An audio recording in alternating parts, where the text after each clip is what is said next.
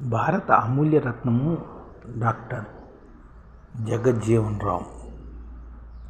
కేంద్ర కార్మిక శాఖ మంత్రిగా జగజ్జీవన్ రామ్ పనిచేసిన కాలము 1946 నుంచి 52. కనీస వేతన చట్టము, పారిశ్రామిక వివాదాల చట్టము, ఇండియన్ ట్రేడ్ యూనియన్ సవరణ చట్టము, బోనస్ చెల్లింపుల చట్టబద్ధత వంటి అనేక కార్మిక ఉద్యోగ చట్టాలు రూపొందించి కీలక పాత్ర పోషించారు.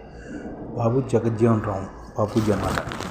కేంద్ర కార్మిక శాఖ మంత్రిగా కనీస వేతన చట్టము, పారిశ్రామిక వివాదాల చట్టము, ఇండియన్ ట్రేడ్ యూనియన్ చట్టము, బోనస్ చెల్లింపుల చట్టం వంటి అనేక కార్మిక ఉద్యోగ చట్టాలను రూపొందించారన్నమాట. ఆహార, వ్యవసాయం, పౌర సరఫరా పంపిణీ శాఖలకు మంత్రిగా పనిచేసే సమయంలో జగజ్జీవన్ రామ్ విప్లవాత్మకమైన విధానాలు రూపొందించారన్నమాట. 1960 నుంచి 70 మధ్యలో. 1970 నుంచి 70 మధ్యగా దేశ రక్షణ శాఖ మంత్రిగా ఉన్న కాలంలో 1970 పాకిస్తాన్లో భారత విజయం ఎందుకు ముగించిందన్నమాట. ఇతని కాలంలోనే రక్షణ శాఖలోనే మంత్రిగా ఉన్నప్పుడే ఈయన పాకిస్తాన్ విజయం సాధించారు పాకిస్తాన్పై. జగజ్జీవన్ రామ్ బాల్యం నుంచి వివక్షను ఎదిరించి తిరుగుబాటు తత్వం కలిగిన జగజ్జీవన్ రామ్ విద్యార్థి దశలో గొప్ప నాయకుడిగా ఎదిగారు. అందివచ్చిన ప్రతి అవకాశాన్ని పనిముట్టిగా మలుచుకున్న ప్రధానాయకుడు జగజ్జీవన్ రామ్. వలసవాదము, సామ్రాజ్యవాదం వ్యతిరేకంగా భారతదేశంలో జరిగిన స్వాతంత్ర్యోద్యమం, కుల నిర్మూలన కోసం జరిగిన సామాజిక సంస్కరణోద్యమం కన్నా ముద్దుబిడ్డ డాక్టర్ జగజ్జీవన్ రామ్.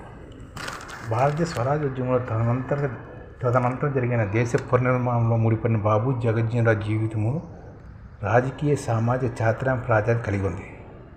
జగజ్జీవన్ రామ్ను స్మరించుకోవడం అంటే భారతదేశ స్వాతంత్రము, సామాజిక ఉద్యమాల ప్రాంగణ ఉప్పొంగిన సమరోజ్వల సమూర్తం ఘట్టాలను గుర్తు చేసుకోవడమే. కుల అణచివేతల, గుడ్డి ద్వేషాలు, అంధవిశ్వాసాలు, మూఢనమ్మకాలకు వ్యతిరేకంగా సామాజిక సంస్కృతిలో జగజ్జీవన్ రామ్ విశిష్టమైన స్థానాన్ని ప్రతిపించుకున్నారు. కులరహిత సమాజం కోసం జీవితాంతరం పోరాడారు. జగజ్జీవన్ రామ్ మహోన్నత నాయకత్వం, వ్యక్తిత్వం, సేవలు భారతదేశ ప్రజాస్వామ్య వ్యవస్థకు, సంస్థలకు మహాబలాన్ని చేకూర్చిపెట్టాయి. జగజ్జీవన్ రామ్ వ్యక్తిత్వం మరెవరితోనూ పోల్చదగినది కాదు. పార్లమెంట్ లోపల బయట హుందాగా ఆయన జీవితం సాగింది.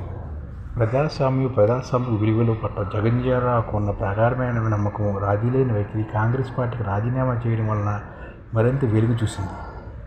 33 ఏళ్ల క్రితం కేంద్ర మంత్రిగా, దేశ ఉప ప్రధానిగా దేశం ప్రజారాజ్య నిర్మాణం క్రింద కృషి చేశారు జగజ్జీవన్ రామ్.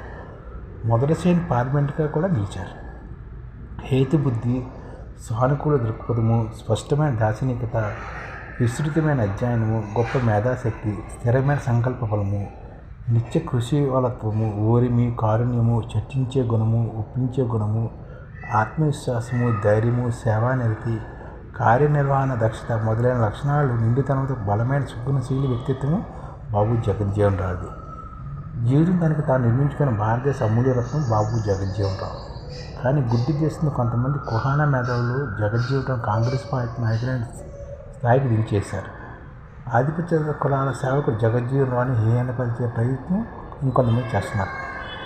1908 ఏప్రిల్ 5వ తేదీన జగజ్జీవన్ రామ్ బీహార్ రాష్ట్రంలో షాబాద్, ప్రస్తుతం భోజ్పూర్ జిల్లాలోని చిన్న గ్రామమైన చాందియాలోని సామాన్య చర్మకార కుటుంబంలో జన్మించారు. ఆయన తండ్రి బ్రిటిష్ సైన్యంలో పనిచేసి అనంతరం స్వగ్రామంలో రైతుగా స్థిరపడ్డారు. జగజ్జీవన్ రామ్ చిన్ననాటి అసాధారణ ప్రజ్ఞాపాఠవాలు కల విద్యార్థి. 8వ తరగతి నుంచి ఆయన ఇంగ్లీష్ మాధ్యమంలో విద్యను అభ్యసించారు. భోజ్పూరితో పాటు హిందీ, ఇంగ్లీషు, బెంగాలీ, సంస్కృత భాషలో ఆయన మంచి ప్రావీణ్యం సంపాదించారు.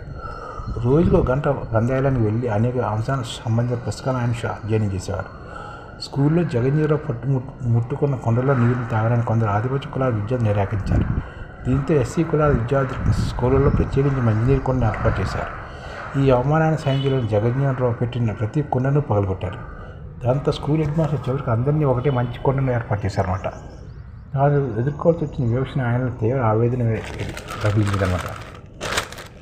మెట్రికులేషన్ పరీక్షలో స్కూల్లో ప్రథమ స్థాయిలో నిలిచినారు జగజ్జీవన్ రామ్. మెట్రికులేషన్ పరీక్షల్లో అప్పట్లోనే మదన్ మోహన్ మాల్యా ఆహ్వానం మేరకు ఆయన బనారస్ విశ్వవిద్యాలయంలో చేరారు.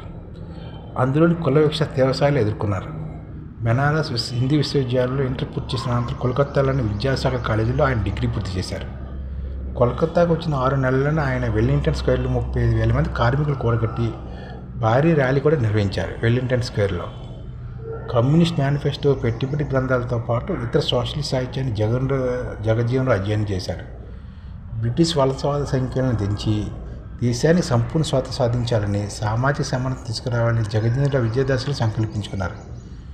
వివిధ సామాజిక రాజకీయ ఉద్యమాలు క్రియాశీలకంగా పాల్గొంటూ ప్రకృతి వైపరీత్యాల సమయంలో బాధితుల సేవలందించడంలో ముందుని నిలిచారు. ఆ పోరాటం మధ్యలోనే స్వతంత్ర సమరయోధులు, విద్యావేత్తల ఇంద్రాణితో వివాహం జరిగింది. ఆయన కుమార్తె మీరా కుమార్ కేంద్ర మంత్రిగా, లోక్సభ స్పీకర్గా దేశానికి సేవలందిస్తున్నారు. సాంఘిక సంస్కరణల ఉద్యమంలో భాగంగా అణగారిన కులాల వారికి ఓటు కల్పించాలని 1935లో బ్రిటిష్ హైకమాండ్ జగజ్జీవన్ రావు చర్చించారు. 1930లో బీహార్ అసెంబ్లీకి జరిగిన ఎన్నికల్లో డిప్రెస్ క్లాసెస్ లీగ్ నుంచి 14 రిజర్వ్ స్థానాల్లో ఆయన అభ్యర్థిగా గెలిచారు. 1930లో బీహార్ శాసనసభలో వ్యవసాయం, సహకార పరిశ్రమలు, గ్రామీణాభివృద్ధి మంత్రి శాఖలకు పార్లమెంటు సెక్రటరీగా జగజ్జీవన్ రావు ఎంపికయ్యారు. అండమాన్ ఖైదీలు రెండో ప్రపంచ యుద్ధంలో భారత నిర్ధారణలో పోరాటాన్ని తరలించాలన్న బ్రిటిష్ నిర్ణయాన్ని నిరసిస్తూ ఆయన మంత్రిమండలి నుంచి వైదొలిగారు. అనేక సాంఘిక రాజకీయ ఉద్యమాలు చురుకున పాల్గొన్నారు బాబు జగజ్జీవన్ రావు. 1942లో జగజ్జీవన్ రావు బొంబాయి అగ్రనేత సమక్షంలో కాంగ్రెస్ పార్టీలో చేరారు. క్విట్ ఇండియా ఉద్యమంలో ఆయన పాత్ర చాలా విలువైనది. స్వతంత్ర తర్వాత ప్రభుత్వాల కార్మిక రక్షణ, రైల్వేలు, ఆహారము, పౌర సరఫరాల పంపిణీ, వ్యవసాయము, నీటిపారుదల, ఉపాధి, పునరావాసము, రవాణా, విమానయానము, తంతి తపాలా మొదలగు మంత్రిత్వ శాఖలు జగజ్జీవన్ రావు నిర్వహించారన్నమాట. ఈయన జగజ్జీవన్ రావు చాలా మంత్రి పదవులు నిర్వహించారన్నమాట. కార్మిక రక్షణ, రైల్వే, ఆహార, పౌర సరఫరాల పంపిణీ, వ్యవసాయము, నీటిపారుదల, ఉపాధి, పునరావాసము, రవాణా, విమానయానము, తంతి తపాల మొదలగు మంత్రిత్వ శాఖ జగజ్జీవన్ రావు నిర్వహించారన్నమాట. దేశంలో పేద వర్గాల శ్రామిక సగటు మనుషులని వెనుకబడిన వర్గాలు, ముఖ్యంగా షెడ్యూల్ కులాలు, షెడ్యూల్ తెగల అభివృద్ధి కోసం జగజ్జీవన్ రావు కృషి చేశారన్నమాట.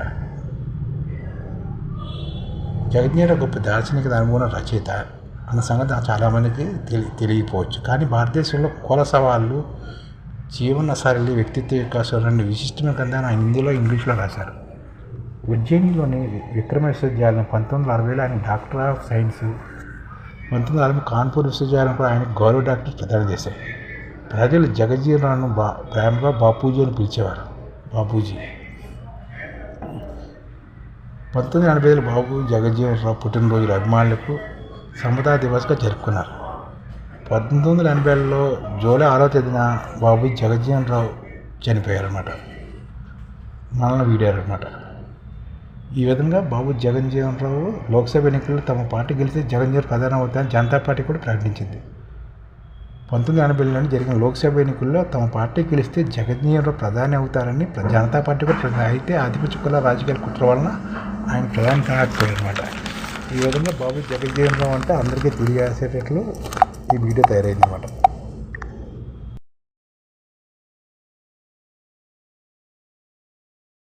ఈ ఛానల్ ముఖ్య ఉద్దేశం ఏంటంటే, మన తెలుగు రాష్ట్రాల్లో 1 కోటి మందికి సంఘటిత రంగాల్లో ఏ విధంగా ఉద్యోగాలు ఇవ్వవచ్చు, కనీస నెల జీతం 30,000 వరకు ఏ విధంగా ఇవ్వవచ్చు, ఏ విధంగా చేస్తే ఉద్యోగాలు సృష్టించబడతాయో వివరిస్తూ ఈ ఛానల్ వీడియోలు వస్తాయి. అలాంటి వీడియోలు మీకు కావాలంటే మన ఐడిఎఫ్ భాస్కర్ ఛానల్ని సబ్స్క్రైబ్ చేసుకోండి. ఐడిఎఫ్ అంటే ఇండియన్ డెవలప్మెంట్ ఫోర్స్. ఈ వీడియోలు చూసిన తర్వాత మీకు నచ్చితే లైక్ చేయండి, మీ ఫ్యామిలీ మెంబర్స్కి షేర్ చేయండి, మరియు మీ ఫ్రెండ్స్కి షేర్ చేయండి. Thank you. నమస్కారం.